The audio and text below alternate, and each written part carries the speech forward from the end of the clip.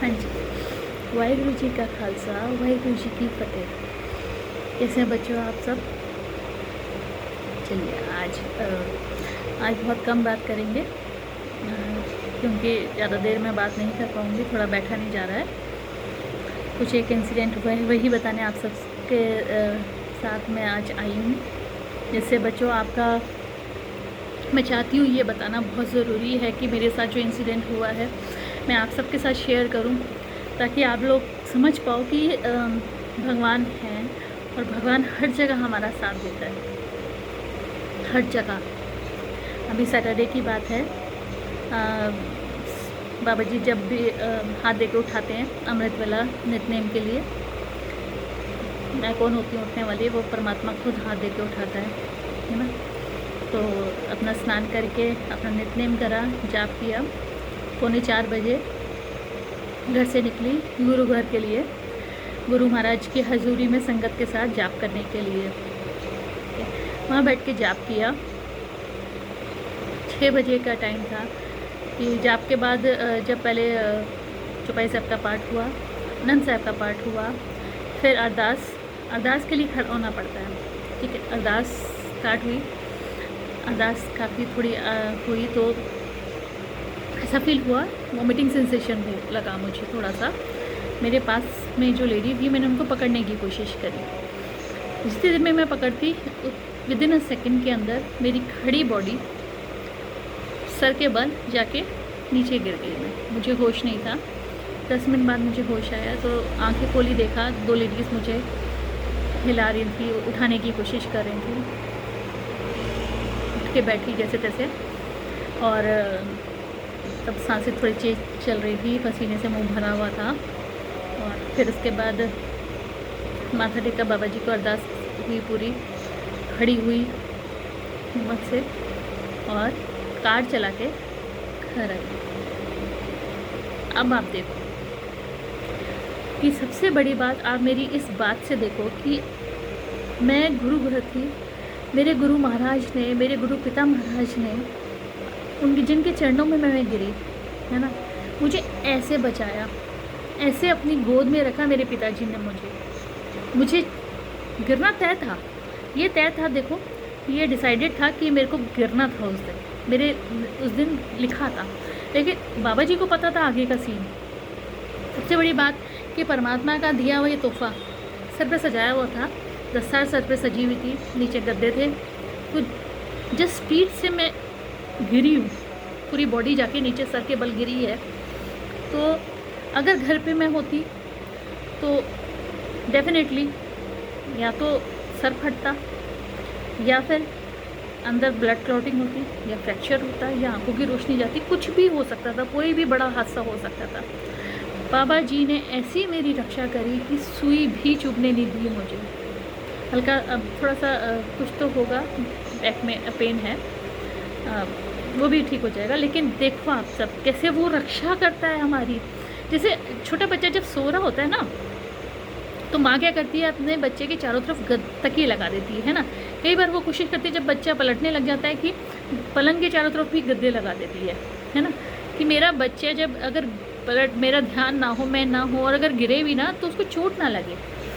ऐसे ही मेरे पिताजी ने कैसे मुझे गोद में ऐसे संभाला, आप विश्वास नहीं करेंगे कि उन्होंने अपनी बेटी को कहीं भी चोट नहीं लगने दी।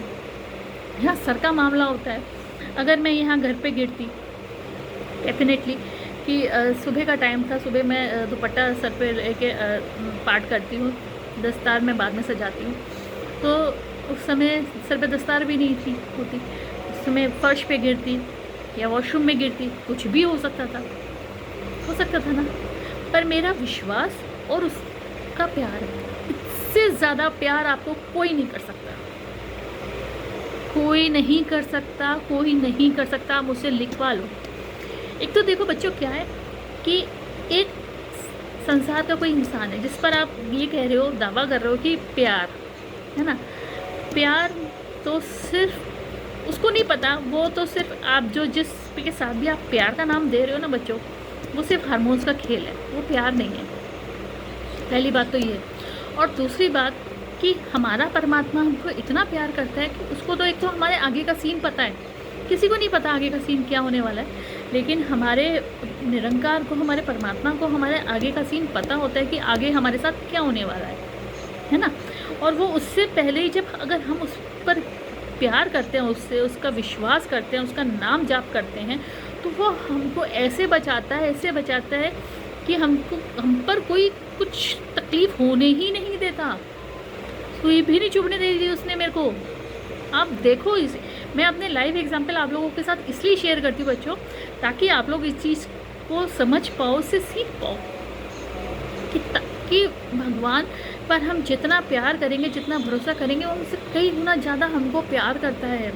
हमको अपने परमात्मा पे भरोसा करना है, हमको उसके ऊपर विश्वास रख के हमको दिन रात उसका नाम जाप करना है। नाम जाप बड़ा, अब जिस समय मेरे को सिर्फ एक सेंसेशन हुआ, वॉमिटिंग सेंसेशन हुआ, अरदास चल रही थी, तब भी अंदर सिर्फ यही बोला, वाहेगुरु जी रक्षा करना।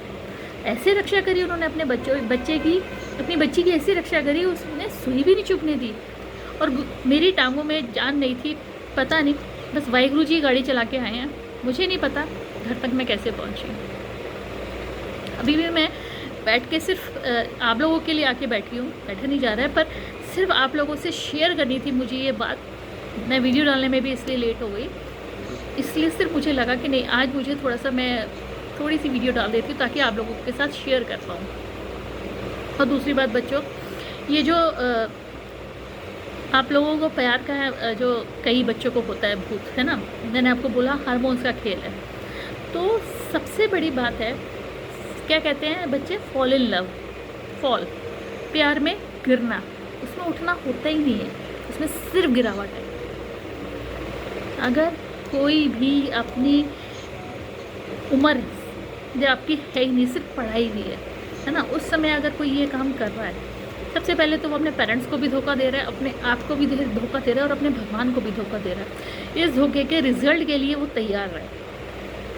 अगर उस बच्चे ने नहीं समझा तो इस धोखे के लिए वो तैयार रहे, क्योंकि उसको समझना होगा कि ये जो फॉल इन लव है, उसमें सिर्फ गिरना ही है, उठना है ही नहीं, उसमें उठाव कुछ नहीं है, ये सिर्फ हार्मोन्स का खेल है ना। तो जो प्यार वो करता है ना, उससे ज़्यादा प्यार कोई नहीं कर सकता, आपको कोई नहीं कर सकता। आप लोगों को ये बात समझनी होगी।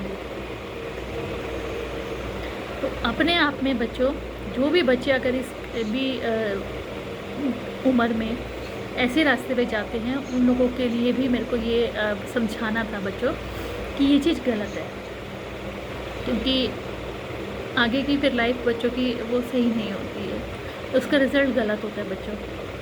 तो आप लोगों को ये चीज़ समझनी होगी कि धोखा आप खुद को दे रहे हो, आप अपने साथ नाइंसाफ़ी कर रहे हो। आगे फ्यूचर में फिर आपको जो मिलने वाला है ना, वो नहीं मिलेगा जो आप डिज़र्व करते हो, वो आपसे छीन लिया जाएगा, क्योंकि आप पहले ही बहुत कुछ कर चुके हैं। आप लोगों को ये चीज़ समझनी होगी। और दूसरी बात बच्चों, जैसे हर एक बच्चे मेरे पास कुछ ऐसे भी आए हैं कि वीएम की हमारे पर ऐसे लोग ताने कसते हैं, हम, है ना, या फिर हमको ऐसे बोलते हैं हमारे बारे में, है ना। तो देखो, मैं आपको समझाती हूँ, चलो एक स्टोरी सुनाती हूँ, उससे आपको बहुत अच्छा समझ में आएगा, है ना।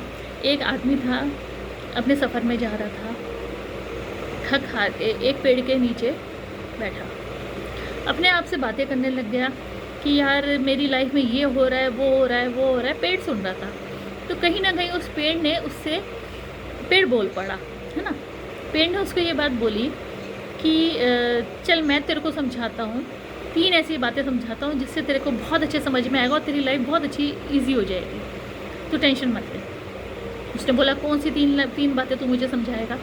उसने बोली पहली बात तो ये कि जब तक आपके पेड़ कहता है, जब तक मैं हरा भरा होता हूँ, है ना, मेरे ऊपर पत्तियाँ होती हैं, है ना, तब तक मेरे नीचे छाया लेने के लिए हर कोई आएगा।